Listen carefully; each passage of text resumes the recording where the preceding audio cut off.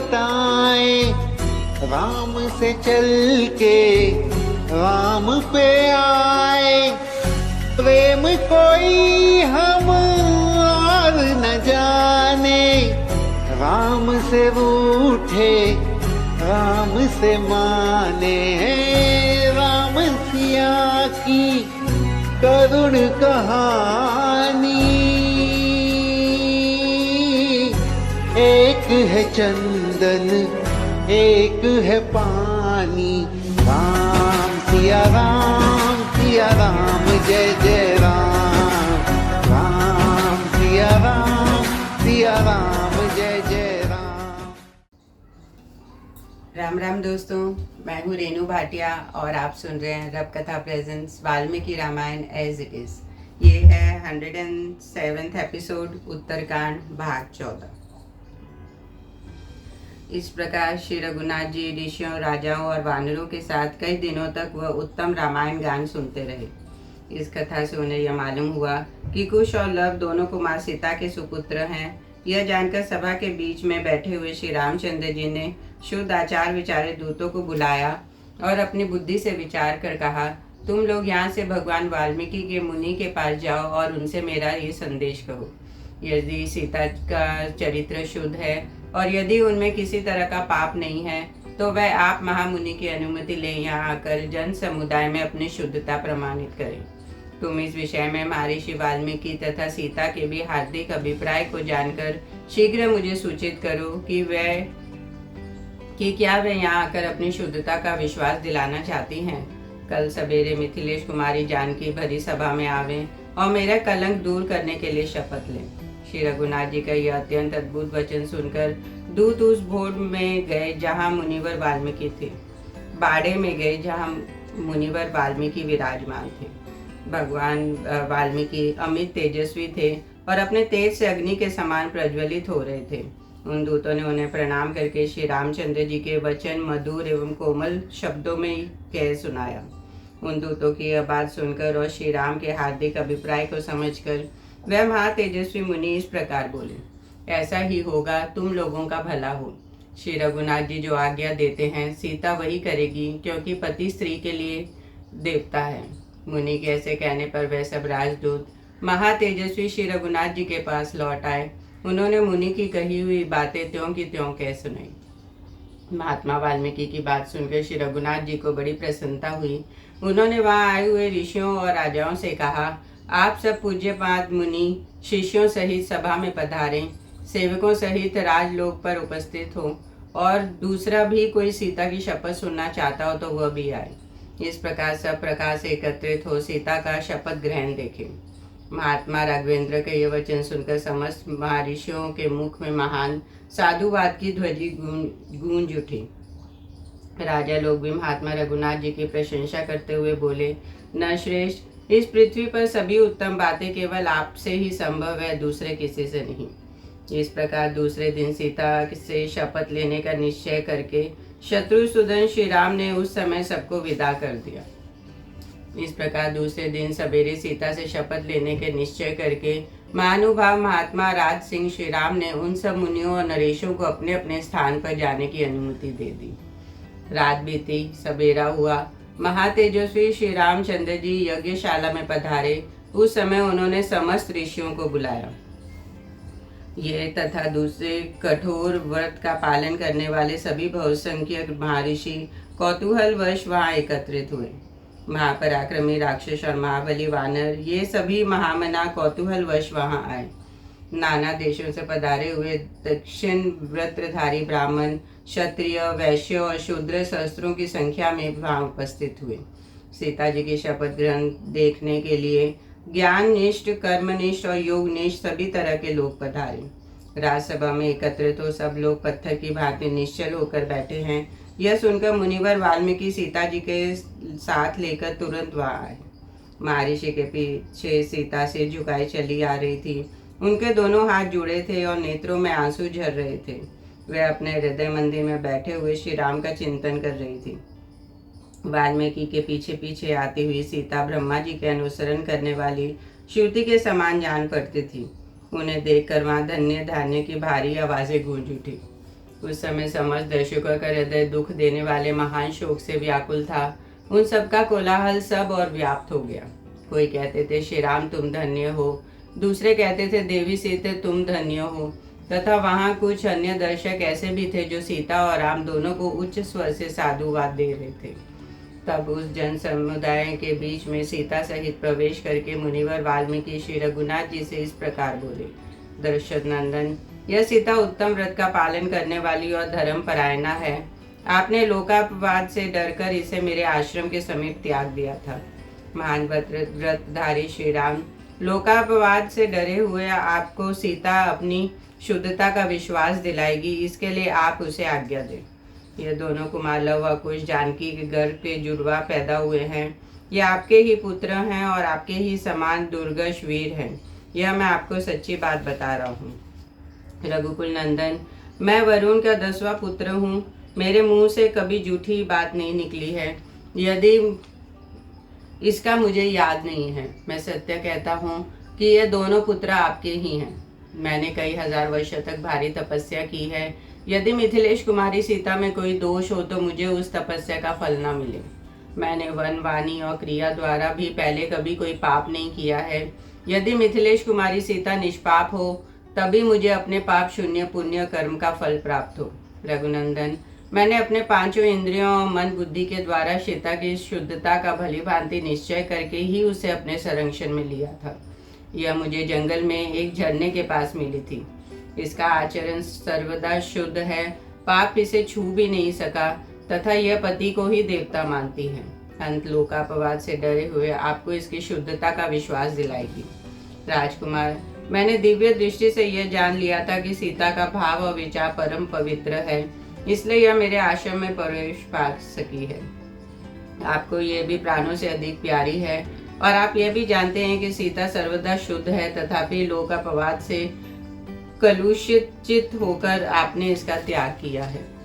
महर्षि वाल्मीकि ने ऐसा कहकर श्री रघुनाथ जी सुंदरी सीता देवी की ओर एक दृष्टि डालकर उस जन समुदाय के बीच में हाथ जोड़कर बोले, महाभाग, आप धर्म के ज्ञाता हैं। सीता के संबंध में आप जैसा कह रहे हैं वह सब ठीक है। ब्राह्मण, आपके इन निर्दोष वचनों से मुझे जनक नंदिनी की शुद्धता पर पूरा विश्वास हो गया है। एक बार पहले भी देवताओं के समीप विद्या कुमारी की शुद्धता का विश्वास मुझे प्राप्त हो चुका है। उस समय सीता ने अपनी शुद्धि के लिए शपथ की थी, जिसके कारण मैंने इन्हें भवन में स्थान दिया। किंतु आगे चलकर फिर बड़ी जोर से लोकापवाद उठी, जिससे विवश होकर मुझे मिथिलेश कुमारी का त्याग करना पड़ा। ब्राह्मण, यह जानते हुए भी कि सीता सर्वथा निष्पाप है, मैंने केवल समाज के भय से इन्हें छोड़ दिया था। अंत आप मेरे इस अपराध को क्षमा करें।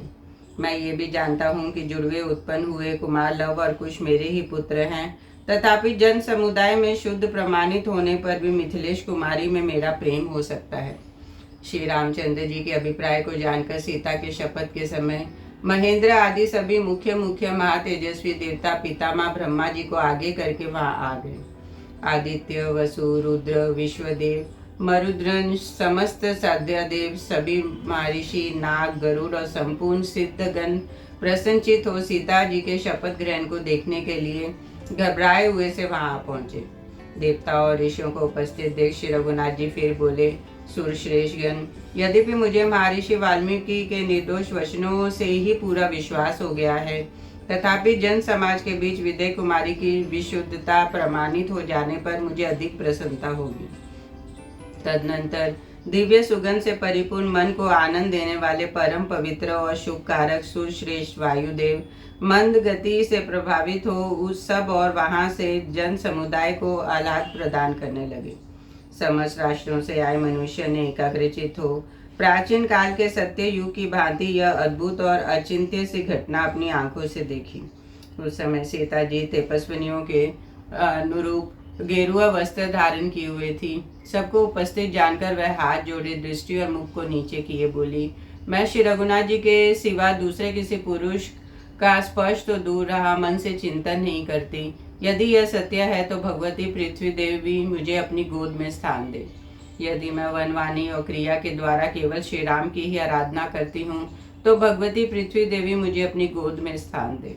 भगवान श्री राम को छोड़कर मैं दूसरे किसी पुरुष को नहीं जानती। मेरी कही ये बात यदि सत्य हो तो भगवती देवी मुझे अपनी गोद में स्थान दे।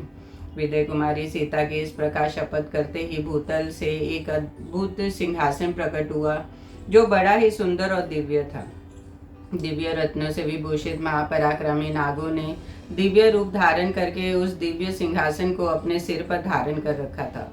सिंहासन के साथ ही पृथ्वी की अधिष्ठात्री देवी भी दिव्य रूप से प्रकट हुई। उन्होंने मिथिलेश कुमारी सीता को अपने दोनों भुजाओं से गोद में उठा लिया और स्वागत पूर्वक उनका अभिनंदन करके उन्हें अपने सिंहासन पर बिठा दिया।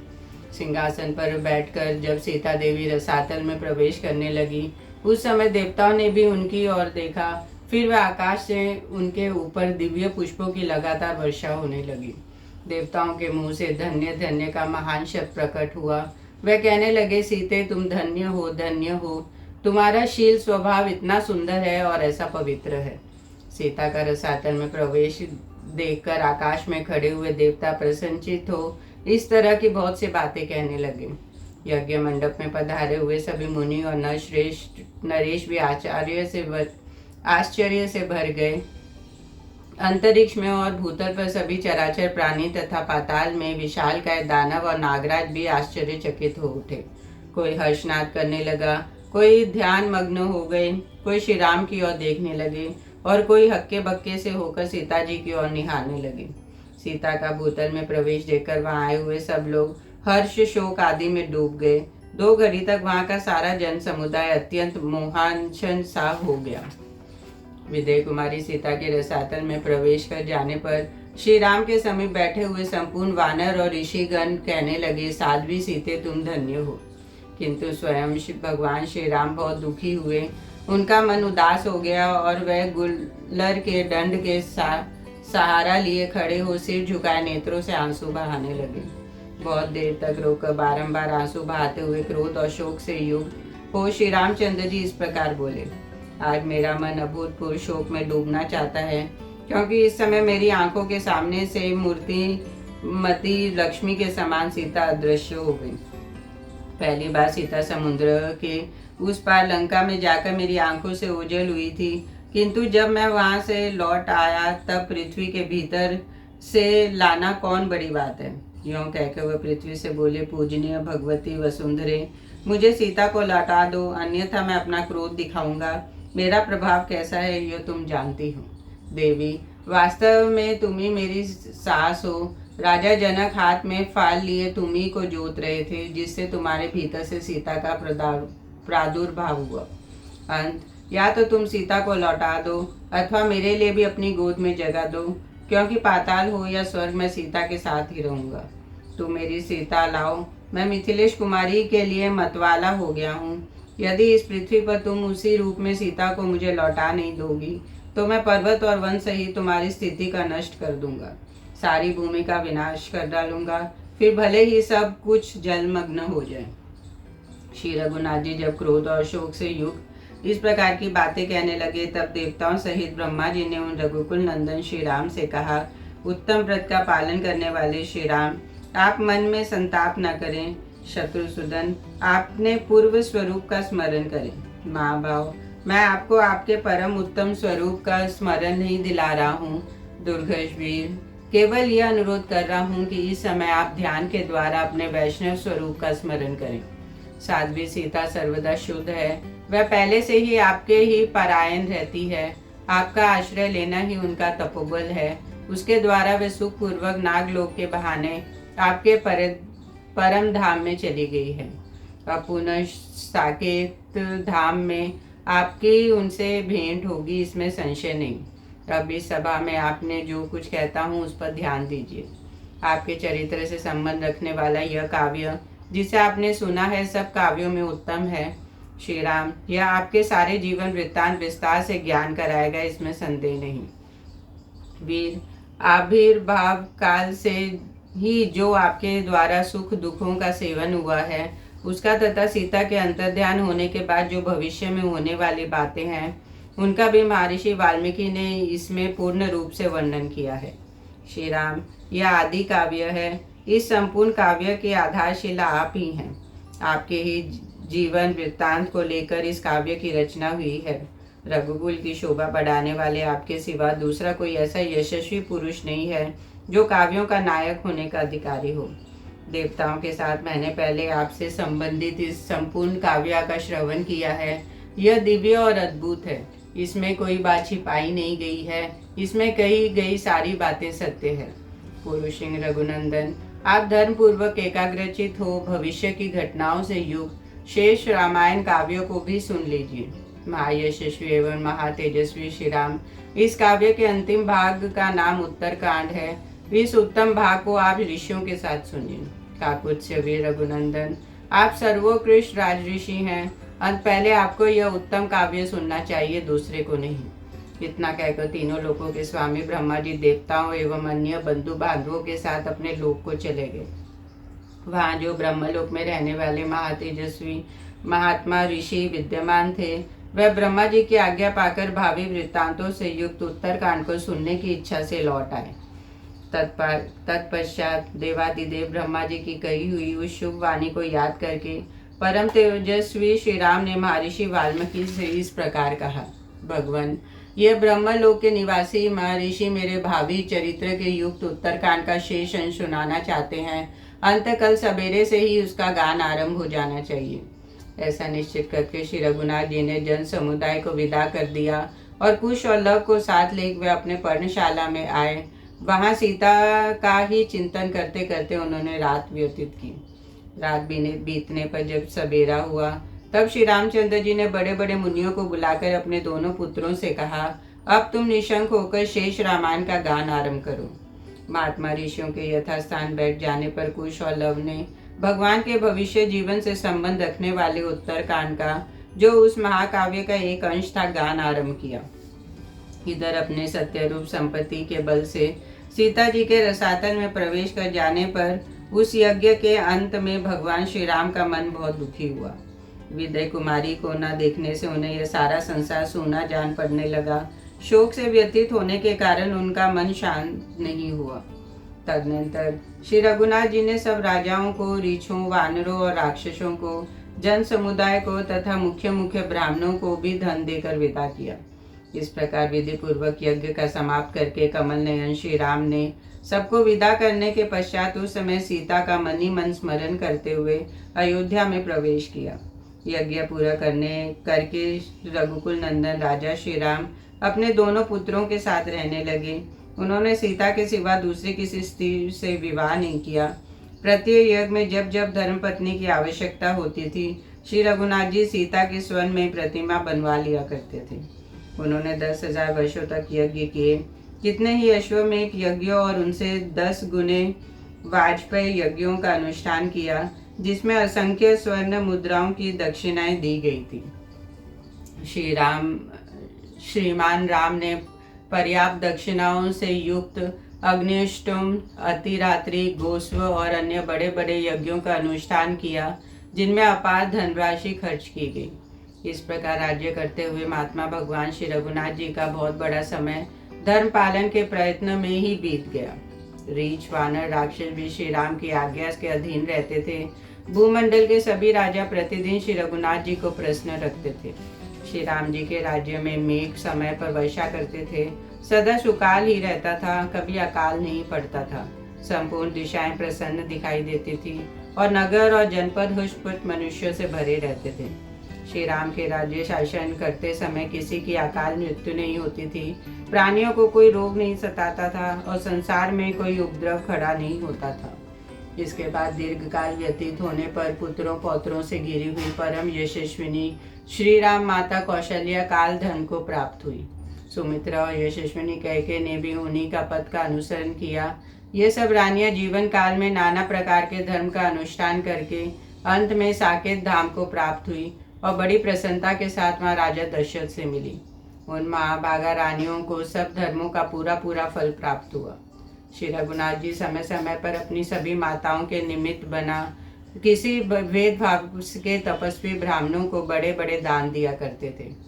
धर्मात्मा श्री राम श्राद्ध में उपयोगी उत्तोत्तम वस्तुओं ब्राह्मणों को देते और पितरों और देवताओं को संतुष्ट करने के लिए बड़े बड़े दुस्तर यज्ञों का अनुष्ठान करते थे। इस प्रकार यज्ञों के द्वारा सर्वदा विविध धर्मों का पालन करते हुए श्री रघुनाथ जी कई हजार वर्ष सुख से बीत गए। कुछ काल के पश्चात कैके देश के राजा युधाजित ने अपने पुरोहित अमित तेजस्वी ब्रह्म ऋषि गागर्य को, जो अंगिरा के पुत्र थे, महात्मा श्री रघुनाथ जी के पास भेजा। उनके साथ श्री रामचंद्र जी को परम उत्तम प्रेमोपहार के रूप में अर्पण करने के लिए उन्होंने 10,000 घोड़े, बहुत से कंबल, नाना प्रकार के रत्न, विचित्र विचित्र सुंदर वस्त्र और मनोहर आभूषण भी दिए। परम बुद्धिमान श्री राम रघुवेंद्र ने जब सुना कि मामा अश्वपति पुत्र युधाजित के भेजे हुए महर्षि गागर्य बहुमूल्य भेंट सामग्री लिए अयोध्या में पधारे हैं, तब उन्होंने भाइयों के साथ एक कोस आगे बढ़कर उनकी आगमनी की और जैसे इंद्र बृहस्पति जी की पूजा करते हैं उसी प्रकार महर्षि की पूजन की। इस प्रकार महर्षि का आदर सत्कार करके उस धन को ग्रहण करने के पश्चात उन्होंने उनका तथा मामा के घर का सारा कुशल समाचार पूछा। फिर जब वह महाभाग ब्रह्म ऋषि सुंदर आसन पर विराजमान हो गए, तब श्री राम ने उनसे इस प्रकार पूछना आरंभ किया। ब्रह्म ऋषि, मेरे मामा ने क्या संदेश दिया है, जिसके लिए साक्षात बृहस्पति के समान वाक्य वेत्ताओं में श्रेष्ठ आप पूज्यपाद महर्षि यहाँ पधारे हैं। श्री राम का प्रश्न सुनकर महर्षि ने उनसे बहुत अद्भुत कार्य विस्तार का वर्णन आरंभ किया। महाभाव, आपके मामा नरश्रेष्ठ युधाजित ने जो प्रेम पूर्वक संदेश दिया है उसे सुनिए। उन्होंने कहा है कि यह जो फल मूलों से सुशोभित गंधर्व देश सिंधु नदी के दोनों तट पर बसा हुआ बड़ा सुंदर प्रदेश है। वीर रघुनंदन, गंधर्व राज शैलूष की संतानें 3 करोड़ महाबली गंधर्व, जो युद्ध की कला में कुशल और अस्त्र शस्त्रों से संपन्न है, उस देश की रक्षा करते हैं। महाभाव, आप उन गंधर्वों को जीतकर वहाँ सुंदर गंधर्व नगर बनाएं। उसके लिए उत्तम साधनों से संपन्न 2 नगरों का निर्माण कीजिए। वह देश बहुत सुंदर है, वहाँ आपकी किसी की गति नहीं, वहाँ दूसरे किसी की गति नहीं है। आप उसे अपने अधिकार में लेना स्वीकार करें। मैं आपको ऐसा सलाह नहीं देता यह अति अहितकारक हो, नहीं देता जो अहितकारक हो। महर्षि और मामा का वह कथन सुनकर श्री रघुनाथ जी को बड़ी प्रसन्नता हुई। तदनंतर श्री रघुवेंद्र ने ब्रह्म ऋषि के प्रसन्नता पूर्वक हाथ जोड़कर कहा, ब्रह्म ऋषि, ये दोनों कुमारी तक्ष और तुष्कल, जो भरत के पुत्र हैं, उस देश में विचरेंगे और मामा के सुरक्षित रहकर धर्म पूर्वक एकाग्रचित हो उस देश का शासन करेंगे। ये दोनों कुमार भरत को आगे करके सेना और सेवकों को साथ लिए जाएंगे तथा उन गंधर्व पुत्रों का संहार करके अलग अलग 2 नगर बसाएंगे। उन दोनों श्रेष्ठ नगरों को बसाकर उनमें अपने दोनों पुत्रों को स्थापित करके अत्यंत धर्मात्मा भरत फिर मेरे पास लौट आएंगे।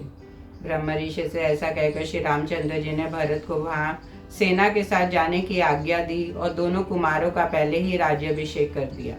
तत्पश्चात सौम्य नक्षत्र में अंगिरा के पुत्र महर्षि गार्ग्य को आगे करके सेना और कुमारों के साथ भरत ने यात्रा की। इंद्र द्वारा प्रेरित हो देव सेना के समान वह सेना नगर से बाहर निकली। भगवान श्री राम भी दूर तक उसके साथ साथ गए। वह देवताओं के लिए भी दुर्जय थी। मांसाहारी जंतु और बड़े बड़े राक्षस युद्ध में रक्तपान की इच्छा से भरत के पीछे पीछे गए। अत्यंत भयंकर कई हजार मांस भक्षी भूत समूह गंधर्व पुत्रों का मांस खाने के लिए उन सेना के साथ साथ गए। सिंह, बाघ, सुअर और आकाशधारी पक्षी कई हजार की संख्या में सेना के आगे आगे चले। मार्ग में 1.5 महीने बिताकर हुष्ट पुष्ट मनुष्यों से भरी हुई वह सेना कुशल पूर्वक कैके देश में जा पहुंची। कैके राज युधाजित ने जब सुना कि महर्षि गागर के साथ स्वयं भरत सेनापति होकर आ रहा है, तब उन्हें बड़ी प्रसन्नता हुई। वह कैके नरेश भरी जन समुदाय के साथ निकलकर भरत से मिलकर बड़ी उतावली के साथ इच्छानुसार रूप धारण करने वाले गंधर्वों की देश की ओर चले। भरत और युधाजित दोनों ही मिलकर बड़ी तीव्र गति से सेना और सवारियों के साथ गंधर्वों की राजधानी पर धावा किया। भरत का आगमन सुनकर वह महापराक्रमी गंधर्व युद्ध की इच्छा से एकत्रित हो सब और जोर जोर से गरजना करने लगे। चारों ओर खून की नदियां बह निकली। तलवार, शक्ति और धनुष उस नदी में विचरने वाले ग्राहों के समान जान पड़ते थे। तब रामनुज भरत ने कुपित होकर गंधर्वों पर काल देवता के अत्यंत भयंकर अस्त्र का, जो संवर्त नाम से प्रसिद्ध था, प्रयोग किया। ऐसा भयंकर युद्ध देवताओं ने भी नहीं देखा था। उन्हें याद देखा हो ये याद नहीं आता था।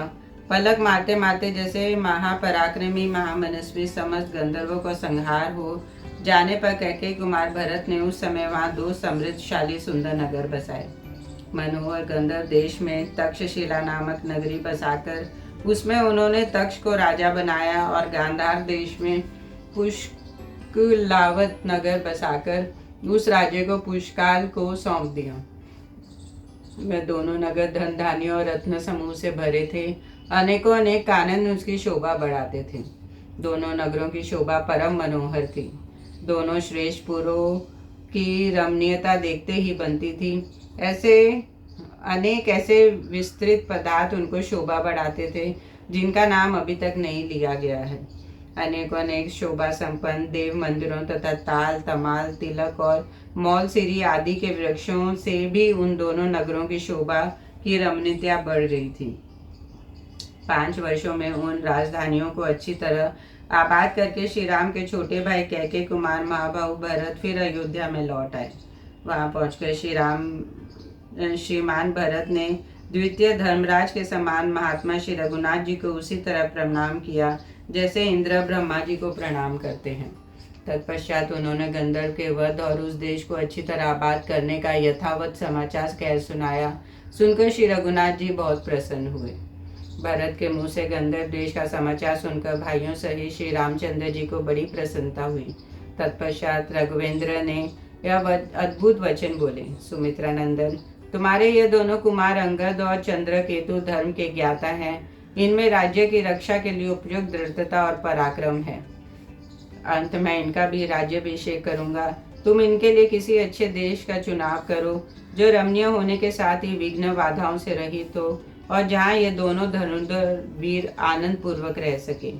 सौम्य, ऐसा देश देखो जहाँ निवास करके दूसरे राजाओं को पीड़ा या उद्विग्न न हो, आश्रमों का भी नाश न करना पड़े और हम लोगों को किसी की दृष्टि में अपराधी भी न बनना पड़े।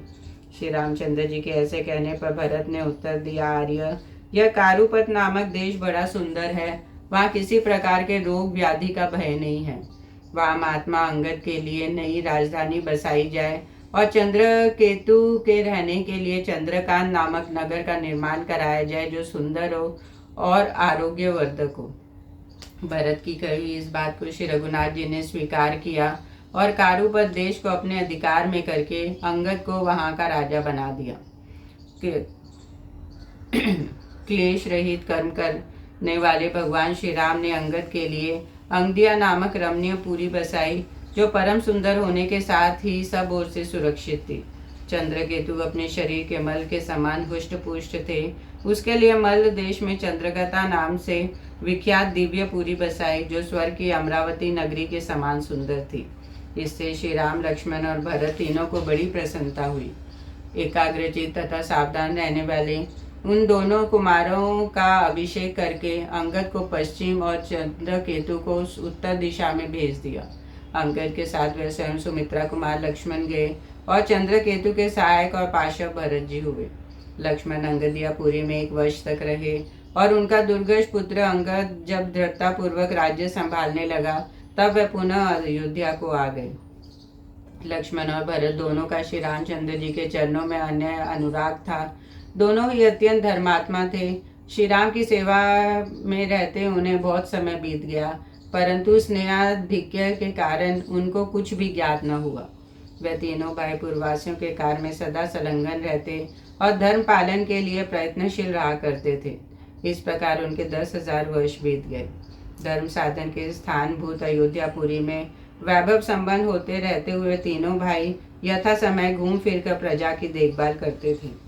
तदनंतर कुछ समय और बीत जाने पर जबकि भगवान श्री राम धर्म पूर्वक अयोध्या के राज्य का पालन करते थे, साक्षात काल तपस्वी के रूप में राजभवन के द्वार पर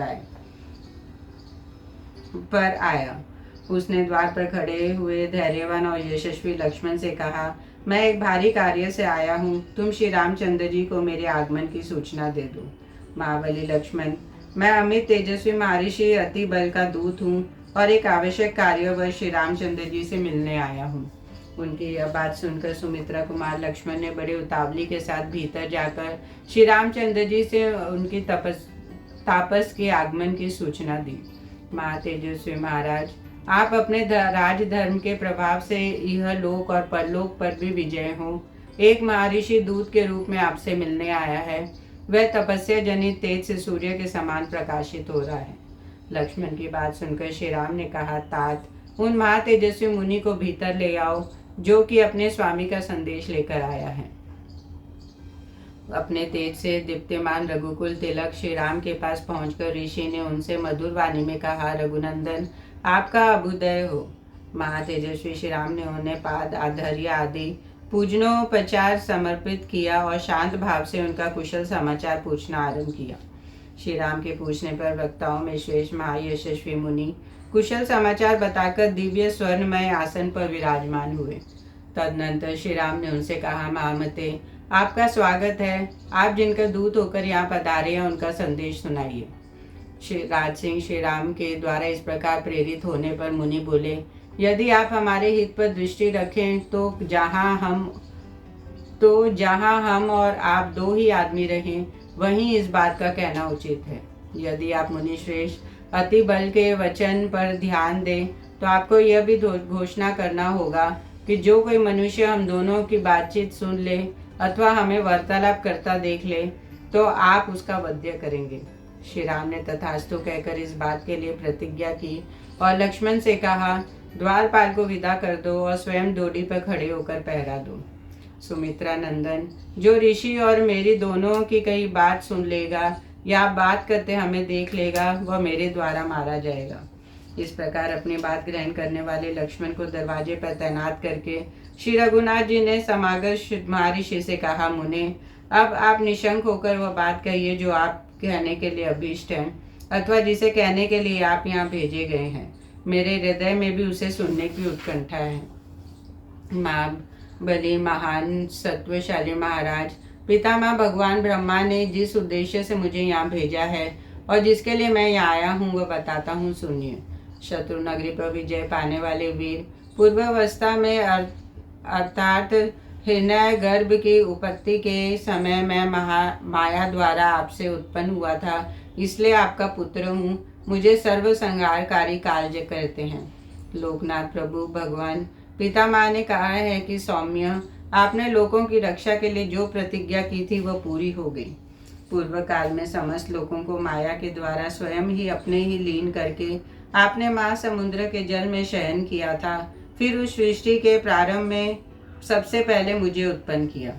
इसके बाद विशाल फन और शरीर से युक्त एवं जल में शयन करने वाले अनंत संज्ञा नाग को माया द्वारा प्रकट करके अपने दो महाबली जीवों को जन्म दिया, जिनका नाम मधु और कैटब था।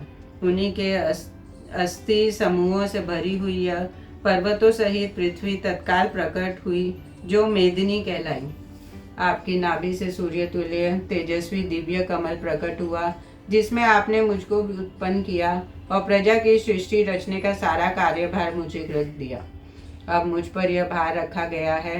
तब मैंने आप जगदीश्वर की उपासना करके प्रार्थना की, प्रभु आप संपूर्ण भूतों में रहकर उनकी रक्षा कीजिए, क्योंकि आप ही मुझे तेज, ज्ञान और क्रिया शक्ति प्रदान करने वाले हैं।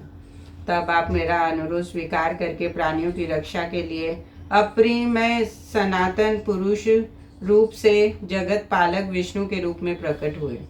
फिर आपने ही आदिति के गर्भ से परम पराक्रमी वामन के रूप में अवतार लिया। तब से आप अपने भाई इंद्रादि देवताओं की शक्ति बढ़ाते और आवश्यकता पड़ने पर उनकी रक्षा के लिए उद्यत रहते हैं।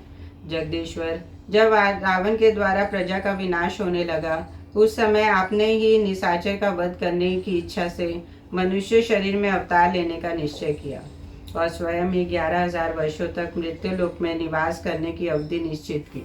न श्रेष्ठ, आप मनुष्य लोक में अपने संकल्प से ही किसी के पुत्र रूप में प्रकट हुए हैं। इस अवतार में आपने अपने जितने समय तक की आयु निश्चित की थी वह पूरी हो गई। अंत अब आपके लिए यह हम लोगों के समीप आने का समय है। वीर महाराज, यदि और अधिक काल तक यहाँ रहकर प्रयोजनों का पालन करने की इच्छा हो तो आप रह सकते हैं। आपका कल्याण हो। रघुनंदन, अथवा यदि परम धाम में पधारने का विचार हो तो अवश्य आवें। आप विष्णु देव के स्वधाम में प्रतिष्ठित होने पर संपूर्ण देवता सनात और निश्चिंत हो जाएं, ऐसा पितामह ने कहा है। काल के मुख से कहे गए पितामह ब्रह्मा के संदेश को सुनकर श्री रघुनाथ जी हंसते हुए सर्वसंहारी काल से बोले, काल, देवादिदेव ब्रह्मा जी का यह परम अद्भुत वचन सुनने को मिला, इसलिए तुम्हारे आने से मुझे बड़ी प्रसन्नता हुई। तीनों लोगों के प्रयोजन की सिद्धि के लिए ही मेरा यह अवतार हुआ था। वह उद्देश्य अब पूरा हो गया, इसलिए तुम्हारा कल्याण हो। अब मैं जहाँ से आया था वहीं चलूँगा। काल, मैंने मन से तुम्हारा चिंतन किया था, उसी के अनुसार तुम यहाँ आए हो। अंत इस विषय को लेकर मेरे मन में कोई विचार नहीं है। सर्वसंहार काल, मुझे अब कार्यों में सदा देवताओं का वशवर्ती होकर ही रहना चाहिए, जैसा कि पितामह का कथन है। जय श्री राम।